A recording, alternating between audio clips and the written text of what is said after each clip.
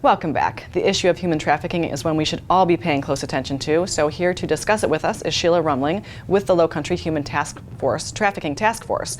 And so, Sheila, let's start just real quickly a little bit. Tell us about the task force in general. Well, the Lowcountry Human Trafficking Task Force was started in 2016 to help bring together all those who would be involved in running into human trafficking of any form. So law enforcement, DSS, service providers, civic groups, churches, we all come together to not only keep up to date on education and the things that are going on in the area, but to help survivors get the services they need and justice to be served. So, and for anyone out there that really doesn't know, tell us a little bit exactly about what human trafficking is. Human trafficking is when someone is forced, fraud, or coercion into labor trafficking or commercial sex industry and are brought into it under false pretenses, forced into it, or even tricked into it, and then not provided well for. And it's a pretty bad situation generally. And then with that, if you see any commercial sex services being done by anybody under 18, that is also human trafficking.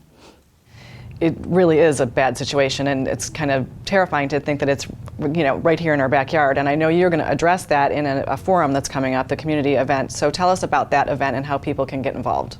Yes, in Bluffton at 120 Palmetto Avenue, that's the Bluffton Library here in South Carolina.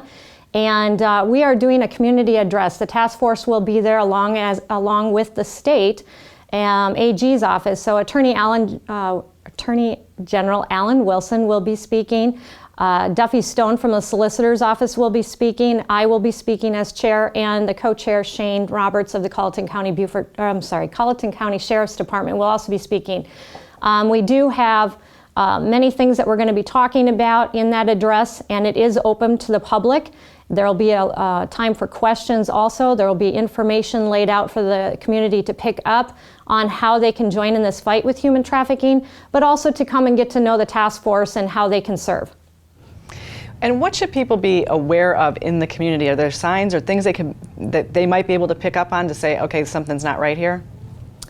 Yes, quick tips on that would be if you went into a massage parlor and there's a cash machine in there, that's a good indicator something's not right in there.